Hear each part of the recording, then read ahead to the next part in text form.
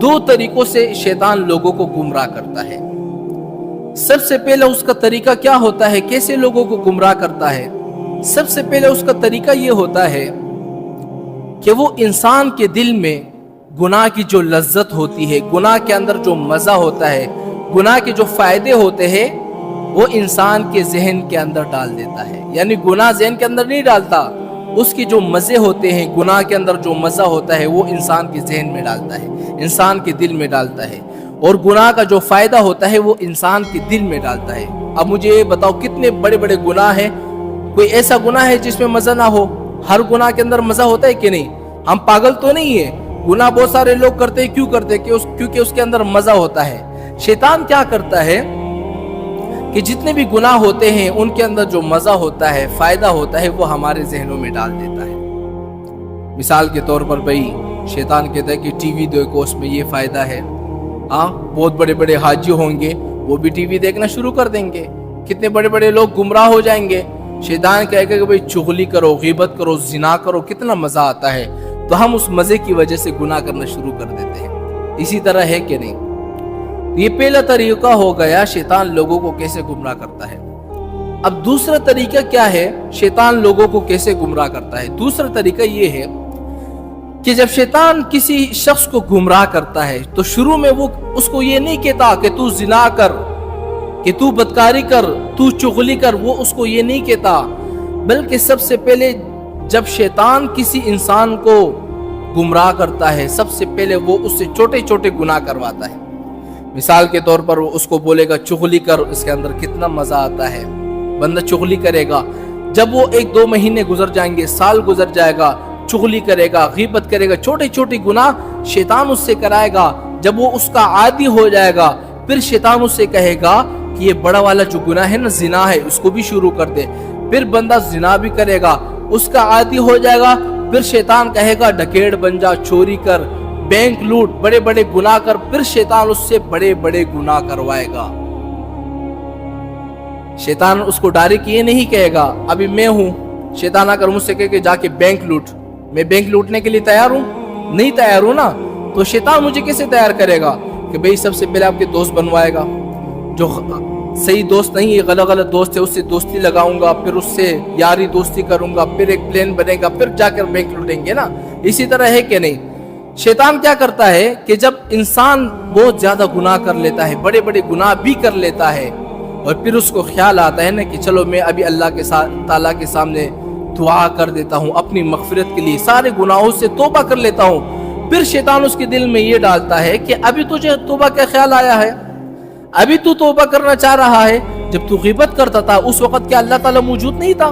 उस वक्त तू क्यों तौबा नहीं कर रहा था? अभी क्यों तौबा कर रहा है? वो बनी इसराइल में एक बहुत बड़ा आबिद गुजार शख्स था ना, बनी इसराइल में बड़ी बड़ी इबादतें करता था, पूरे शहर में उसका नाम बड़ा मशहूर था, लोग दूर दूर से उसके पास आया करते थे। तो उस आबिद गुजार के पास 2 भाई भी आया करते थे। और ये जो वाक़े में बता रहा हूं ना, इससे आपको अंदाजा हो जाएगा कि शैतान लोगों को कैसे गुमराह करता है। अगर मेरी बात आपको समझ में नहीं आ रही ना, इस वाक़े से आपको समझ में आएगा कि शैतान लोगों को कैसे गुमराह करता है। तो इस बुजुर्ग के पास 2 भाई आया करते थे। तो उन दोनों भाइयों को एक कुंवारी बहन थी, और इसके अलावा इनके कोई रिश्तेदार नहीं थे, ना उनके चाचू, मामू, चाचू, कोई खानदान उनका नहीं था। बस ये 3 अफराद थे, 2 भाई थे, एक बहन थी। तो एक दफा इन दोनों भाइयों को किसी दूर दराज सफर पर जाना हो गया। तब उनको ख्याल आया कि भाई हम तो सफर करने के लिए जा रहे हैं दोनों भाई, हमारी बहन अकेली है, वो फिर किसके साथ रहेगी? कोई ऐसा बंदा भी तो नहीं है, हमारे रिश्तेदार भी नहीं है जिसके पास हम अपनी बहन को छोड़कर जाएं। हम क्या करें? तो उनके ज़हन में ख्याल आया कि जो हमारे आबिद गुजार शख्स हैं पूरे शहर में, जिनका नाम मशहूर है, हमारे जो पीर हैं, उनके पास अपनी बहन को छोड़ देते हैं। उससे ज्यादा काबिल एतमाद बंदा हमारे नजरों में और तो कोई नहीं हो सकता। तो वो दोनों भाई उस बुजुर्ग के पास आ गए कि हजरत साहब, हमें एक दूर दराज सफर पर जाना है, और सफर इतना तवील है, सफर इतना लंबा है कि हम अपनी बहन को नहीं लेके जा सकते और छोड़ भी तो नहीं सकते। اکیلی ہے، نہ ہمارے کوئی رشتہ دار ہے، نہ کوئی جاننے والے، نہ ہم کسی پر اعتماد کر سکتے ہیں۔ تو ان دونوں بھائیوں نے کہا کہ حضرت صاحب آپ ہماری بہن کو کچھ دنوں کے لیے رکھ لیں، آپ کی خانقاہ میں رہے گی، جب ہم واپس آ جائیں گے اپنی بہن کو لے کر چلے جائیں گے۔ تو پہلے تو بزرگ نے صاف صاف منع کر دیا کہ بھئی اپنی بہن کو یہاں پر چھوڑ کر نہیں جاؤ۔ جب دونوں بھائیوں نے سب سے زیادہ اصرار کر لیا کہ نہیں حضرت صاحب مجبوری ہے، تو حضرت صاحب نے کہا کہ چلو ٹھیک ہے، اپنی بہن کو لے کر آ جاؤ اور خانقاہ کے اس کمرے میں چھوڑ دو، میں اس کے کھانے پینے کے انتظام کر دوں گا۔ انہوں نے کہا چلو ٹھیک ہے، وہ اپنی بہن کو لے کر آ گئے، حضرت صاحب کے پاس چھوڑ کر گئے۔ تو حضرت صاحب کیا کیا کرتے تھے،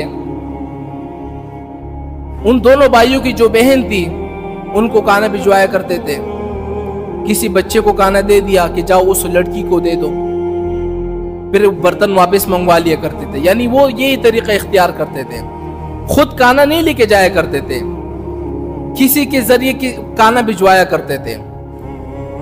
تو ایک دفعہ شیطان نے اس بزرگ کے دل میں ایک وسوسہ ڈال دیا، ایک خیال ڈال دیا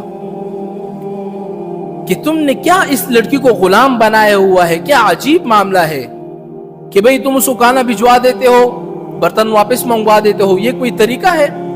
اور تمہارے جو دو مرید تھے، یہ دونوں بھائی، یہ تو خاص مریدوں میں سے ہیں، ان کی بہن کا اچھی طرح خیال رکھو، کبھی کبھی خود بھی کھانا لے جایا کرو۔ شیطان نے کیا کہا، کبھی کبھی خود بھی جایا کرو، خود کھانا لے کے جایا کرو۔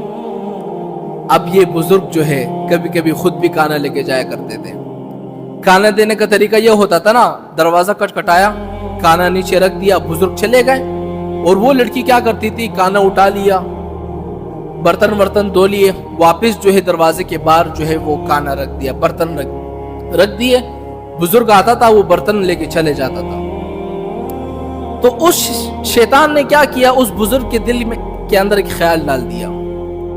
خیال کیا ڈالا کہ کبھی کبھی تم خود بھی کھانا لے کے جایا کرو، وہ تمہارے خاص مریدوں میں سے ہے۔ تو یہ بزرگ پھر کبھی کبھی خود بھی کھانا لے کے جایا کرتا تھا۔ کچھ مہینے گزر گئے، پھر شیطان نے دوسرا وسوسہ اس کے دل میں ڈال دیا کہ یہ تو مناسب بات نہیں ہے کہ تم صرف کھانا چھوڑ کے آ جاتے ہو، اس کو ساتھ سلام بھی کرا کرو، خیر خیریت پوچھ لیا کرو، حالانکہ مناسب نہیں ہے، کبھی خیر خیریت پوچھ لیا کرو، سلام پوچھ لیا کرو، تمہارے خاص مریدوں کی بہن ہے، اس کی یہاں پر کوئی نہیں ہے، نہ کوئی ماں ہے، نہ کوئی باپ ہے، کوئی جاننے والا بھی نہیں ہے، اس کا دل کتنا تنگ ہوتا ہوگا، کبھی تم جا کر سلام کیا کرو، خیر خیریت پوچھ لیا کرو دروازے کے باہر سے۔ تو بزرگ جایا کرتے تھے، کھانا بیچتے تھے، سلام کیا کرتے تھے، خیر خیریت بھی پوچھ لیا کرتے تھے، پھر واپس آ جایا کرتے تھے۔ پھر کچھ دن اسی طرح چلتا رہا تو شیطان نے پھر اس بزرگ کے دل میں تیسرا وسوسہ ڈالا کہ بھئی یہ تم کیا کر رہے ہو، صرف باہر سے سلام کر رہے ہو، کبھی کمرے کے اندر جایا کرو، سلام کیا کرو، خیر خیریت اندر سے پوچھ لیا کرو۔ پھر وہ بزرگ کیا کرتا تھا، کمرے کے اندر جایا کرتا تھا، سلام کیا کرتا تھا، خیر خیریت پوچھ کے واپس آ جایا کرتا تھا۔ پھر کچھ دن اس طرح گزر گئے، پھر شیطان نے ایک چوتھا وسوسہ اس کے دل میں ڈال دیا۔ شیطان نے کہا کہ دیکھو تم صرف خیر خیریت پوچھتے ہو، اس کا یہاں کوئی جاننے والا نہیں ہے، بیچاری کمرے میں اکیلا ہے، 6 مہینے گزر گئے ہیں، تم کیا کر رہے ہو، کبھی اندر جایا کرو، اس کے ساتھ بیٹھا کرو، 10-15 منٹ باتیں کر لیا کرو تاکہ اس کا دل خوش ہو، اس بیچارے کا یہاں پر کوئی نہیں ہے۔ اب وہ بزرگ جایا کرتا تھا، 5-10 منٹ اس کے ساتھ بیٹھا کرتا تھا۔ ابھی آپ کو اندازہ ہے نا کہ جب ایک کمرے میں ایک مرد اور ایک عورت ہو، وہاں پر لازماً تیسرا شیطان ہوتا ہے کہ نہیں ہوتا۔ اب شیطان نے ان دونوں کو گناہ کے اندر مبتلا کر دیا، دونوں نے کیا کیا، زنا کر دیا۔ اب دیکھیں نا، شیطان نے پہلے وسوسے سے اس بزرگ کو کہاں سے کہاں تک پہنچایا۔ اگر یہی بزرگ کھانا لے کر نہیں جاتا تو آج یہ نوبت آتی نہیں آتی نا۔ اب پھر جب زنا کیا اس نے، کچھ دن گزر گئے تو اس لڑکی سے ایک بچہ پیدا ہو گیا۔ اب اس بزرگ کو فکر ہونے لگی کہ بھئی لوگ پوچھیں گے یہ بچہ کس کا ہے، اس لڑکی کا تو نکاح بھی نہیں ہوا ہے، शादी भी नहीं हुई, ये बच्चा कहां से पैदा हो गया। अब बुजुर्ग को टेंशन होने लगा कि मेरी तो पूरी शहर में इज्जत है, मेरी इज्जत का क्या होगा, मेरी इज्जत तो नीलाम हो जाएगी। तो उसने उस लड़की से कहा कि इस बच्चे को कत्ल कर देते हैं ताकि इस बेशर्मी से हम बच जाए। क्योंकि फिर माँ होती है ना, माँ अपने बच्चे पर नाराज होती है कि नहीं। उसने कहा मैं आपको इस तरह नहीं करने दूंगी, ये मेरा बच्चा है। बुजुर्ग को समझ में आ गया कि ये ऐसा मानने वाले नहीं है। रात को दोनों सो रहे थे, ये बुजुर्ग गया, उस बच्चे को लेकर जाकर कत्ल कर दिया। अब जब कत्ल हो गया, सुबह हो गई, माँ उठी, बच्चा मौजूद नहीं है।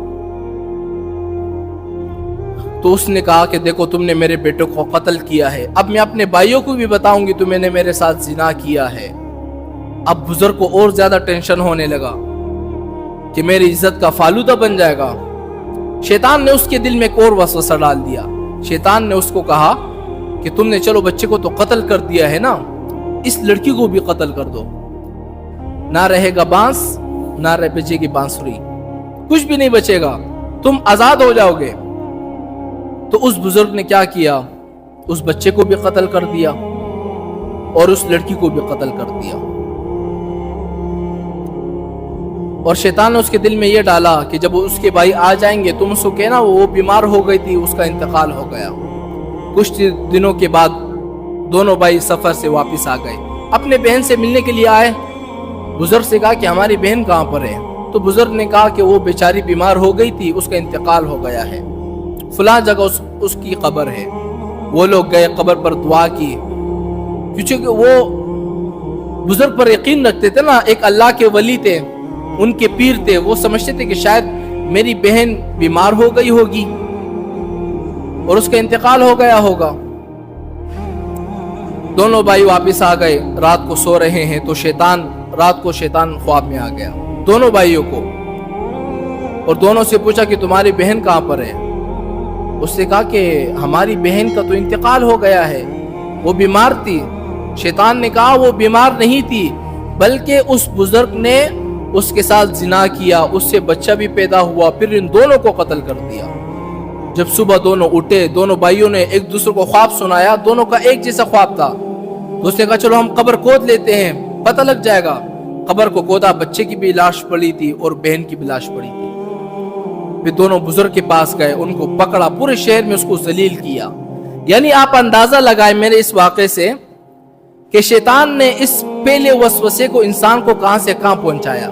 ये अल्लाह के वली थे कि नहीं, इंसान ने उसके दिल में सबसे पहले वसवसा ये डाला कि तुम कान देकर आ जाना और कुछ नहीं करना। क्योंकि अगर शैतान उसको ये कहता कि तुम जाकर उसके साथ जिना करो तो बुजुर्ग करता इस तरह नहीं करता। शैतान ने सबसे पहले उसके दिल में वसवसा डाला कि तुम जाकर क्या करना, सिर्फ सलाम करना। फिर उसके दिल में दूसरा वसवसा डाला, कमरे के अंदर जाकर सलाम करना।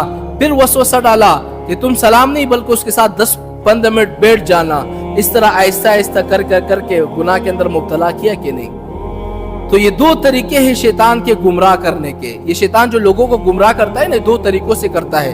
अब शैतान के गुमराही से बचने का बस आखिरी तरीका बताता हूं, मैं अपनी बात को खत्म करता हूं। शैतान आपको गुमराह करता है, इसके बचने का तरीका सबसे आसान तरीका है, लेकिन इस तरीके को आजमाने के लिए आपके अंदर हिम्मत होनी चाहिए। क्या होनी चाहिए? हिम्मत होनी चाहिए।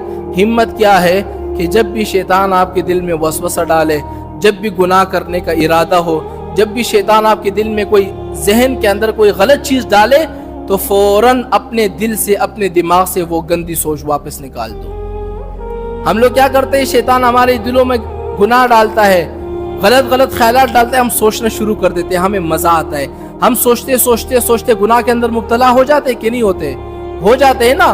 तो सबसे आसान तरीका यह है कि शैतान जब भी आपके दिल में वसवसा डाले, जब भी आपके जहन में वसवसा डाले, गुनाह डाले, तो आप क्या करें, फौरन अपने जहन से, अपने दिमाग से उस गुनाह को फौरन निकाल दे। तो इंशाअल्लाह